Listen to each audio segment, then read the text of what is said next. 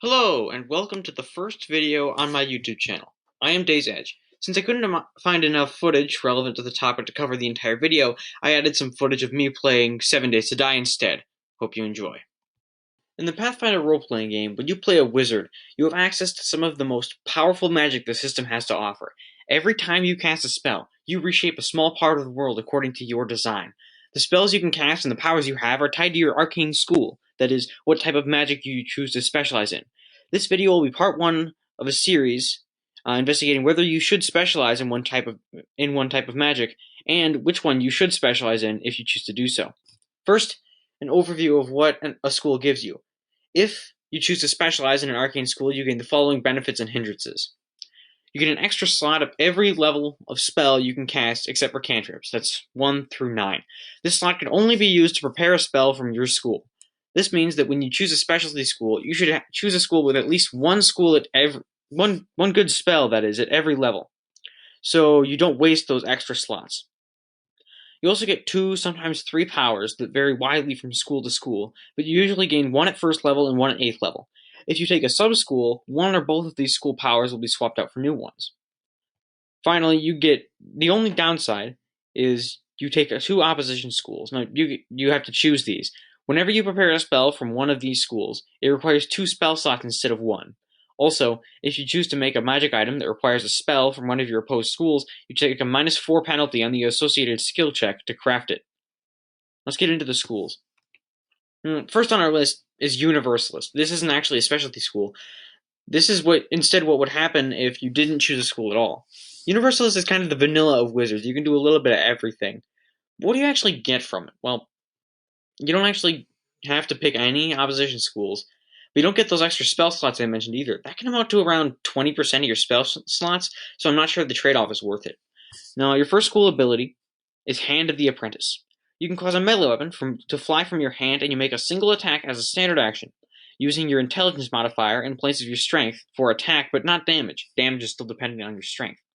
You can use this ability a number of times per day equal to 3 plus your intelligence modifier.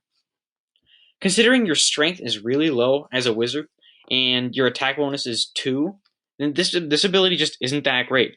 1d4 -1 damage at range that might hit, might not. It's just not as good as spending your standard action on even casting a cantrip, or using the Aid Another action. And at 8th level, you get Metamagic Mastery. At 8th level, you can apply any one metamagic feat you know to a spell at the time of casting without altering the level or the casting time. This seems great on the surface, but you have to expend a number of daily uses equal to the level adjustment being applied to a spell every time you use it, and you only get 1 use per day. So you can only apply a level adjustment +1 metamagic feat to a spell with this ability, so that'd be Silent Spell, Still Spell, so it's still alright. But you don't get 2 uses per day until 10th level, when you get 2 uses, so you could empower a spell once. This is okay. And you get an additional use every 2 levels after that, so 12th, 14th, etc. But I just don't think this ability is that great compared with what else you can get from other schools, and I don't think it's really a worthy trade-off for about 20% of your spell slots. In short, the Universalist doesn't really have that much to offer, and what it loses, those extra slots, is just too good to justify taking it. However, there is a subschool of Universalist that could make it worth it. That's the Arcane Crafter. The Arcane Crafter subschool replaces Hand of the Apprentice with a decent ability, Meta Charge. Number 1, you get a bonus feat at 3rd level, in addition to your wizard bonus feats gained every 5 levels. This feat must be a metamagic or item creation feat, and a bonus feat is always good no matter what kind of wizard you're building. In addition, whenever you use metamagic feats to craft items, such as making a rod or putting a spell applied to with a metamagic feat applied to it in a scroll, you gain a +2 bonus on the relevant skill check. This ability is really good, don't get me wrong. I just still don't think it's worth giving up a fifth of your spell slots. If you must play a Universalist, play an Arcane Crafter, because even if you craft not a single magic item, a bonus feat is still better than Hand of the Apprentice. The first actual school on the list is Abjuration. Abjuration spells are usually defensive in nature, but not all of them are force fields.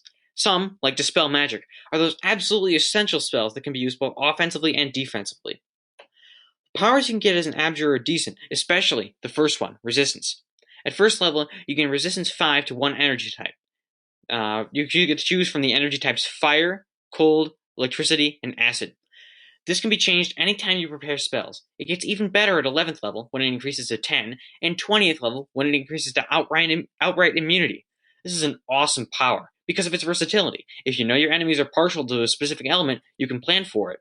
Otherwise, just choose fire. That's the most likely energy type you're going to encounter. Fantastic. Next power you get as an Abjurer is Protective Ward. At first level, you can create a 10-foot radius field of protective force. You and your allies within this area gain a +1 deflection bonus to AC +1 for every wizard levels you possess. So that's +2 at 5th level, +3 at 10th level, etc. And deflection bonuses are one of the few types of bonuses in Pathfinder that actually stack, so monks will still benefit from this. People with Rings of Protection will still benefit from this. This ability is really good for when you can get up there to the melee types, and if I'm not mistaken, cast Protective Ward, so your frontline melee types get an additional bonus to AC, and then you can drop back and leave the force field there. I haven't really found a clear answer as to whether it moves with you or not, but if it doesn't, it's fantastic. This bonus does stack with Mage Armor and Shield, so even with a 10 Dexterity, you can get 19 AC at level 1, with just a couple spells and a school power. That's pretty good.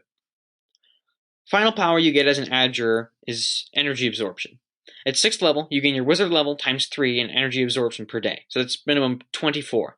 And after applying all resistances and immunities whenever you take an elemental damage type, you reduce your daily total by the amount of damage you took and don't take that damage.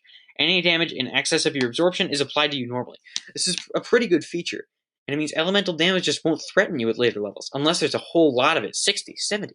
All these powers feed into the Abjuration motif of protection, and it's way better than whatever Hand of the Apprentice was supposed to be. And Abjuration has 2 subschools, Banishment and Counterspell. When you choose the Banishment subschool, you're mainly focused on banishing summoned creatures back to the place from whence they came. Consequently, Protective Ward is replaced with Unstable Bonds. As a melee touch attack, you can give a summoned or called creature the Shaken and Staggered conditions. So, it can only take a standard action or a move action on its turn, not both, and takes a -2 penalty on attack rolls, saving throws, ability checks, and skill checks. This seems really good, but it's less useful than Protective Ward. It'll be useful in some campaigns where summoned creatures are commonly encountered, but you have to get into melee range to use it, and that's a pretty hefty drawback considering you're a very squishy wizard. You also get your energy absorption power replaced by the subschool power, Aura of Banishment. With this power, you can emit a 30-foot aura for a number of rounds per day equal to your wizard level. Any summoned or called creature within this area must make a will save DC equal to 10 plus half your caster level plus your intelligence modifier. So it'll be around the same as the DC of the highest level spells you can cast. On a failed save, the creature is staggered. Once again, this is an extremely useful ability in a small subset of combats where you'll be facing summoned creatures, and it's easier to apply than Unstable Bonds. Overall, I think the Banishment subschool has its place in the right campaign. If you know the enemy is going to use lots of summoned creatures, this is an alright subschool, but you watch out for party members who are summoners or conjuration wizards who have summons of their own because you don't want to decrease their effectiveness. The second Abjuration subschool is Counterspell. This subschool is mostly focused on countering other wizards, other spellcasters, and using spells like Dispel Magic and just straight up the Counterspell ability to prevent them from casting any meaningful spells. Your Protective Ward subschool power is replaced with Disruption. At first level, you can make a melee touch attack against a creature and place a disruptive field around it. Anytime the target tries to cast a spell or use a spell-like ability, they must make a concentration check with a DC equal to 15 plus double the spell's level or lose the spell. It lasts a number of rounds equal to half of your wizard level, minimum 1, and you can use this a number of times per day equal to 3 plus your intelligence modifier. This ability seems really good, but its problems are twofold. Number 1, your target has to be a spellcaster, and a minority of enemies are spellcasters because it's harder for the DM to run spellcasters. Spellcasters are usually reserved for special occasions. It also suffers from the same problem as Unstable Bonds, in that you have to get into melee range to use it. That's a really big problem for you as a really squishy caster who's going to be in danger of getting an axe to the face.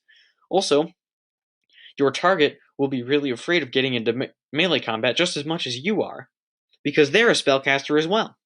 So in my opinion, this is a poor replacement for Protective Ward. But you get one other school power replaced. Instead of energy absorption, you get Counterspell Mastery. Counterspell Mastery comes at 6th level, so it's 2 levels earlier than than Energy Absorption, which comes at 8th level. At this level, you gain Improved Counterspell as a bonus feat. This allows you to bypass one of the requirements for counterspelling. Normally, when you counter a spell, you must ready your action. So when that specific spellcaster starts casting a spell, I'm going to counterspell it, and you must use a spell slot of the same level as the spell being cast. This feat allows you to counterspell with a spell of higher level, which is nice. In addition, you may also counter an opponent's spell as an immediate action instead of a readied action on their turn. Means you don't have to hold your turn to counter a spell. So if you want to counter spells, take the subschool. That said, counterspelling isn't a great thing to spend your turn on even with the subschool. You're better off just casting your own spell the vast majority of the time. My opinion on the counterspell subschool is similar to the banishment subschool. It's useful in a handful of situations, but some of the powers are really only useful in melee range, which you should really be trying hard not to get into, because you're just so squishy. So the first abilities of both subschools aren't that great. As a specialty school, Abjuration is a mixed bag. On the one hand, the powers are fantastic. On the other hand, I don't think there are enough Abjuration spells at each level to justify having a fifth of your spells be Abjuration. So, since covering the next school would make this video ridiculously long because it's got 4 subschools, I chose to split this video into multiple parts, possibly up to 4, maybe 3. 2 or 3 schools covered in each, definitely 3 in the last one. Now please cast Magic Missile on that like button, use your rated action to subscribe, and I hope to see you in the next video.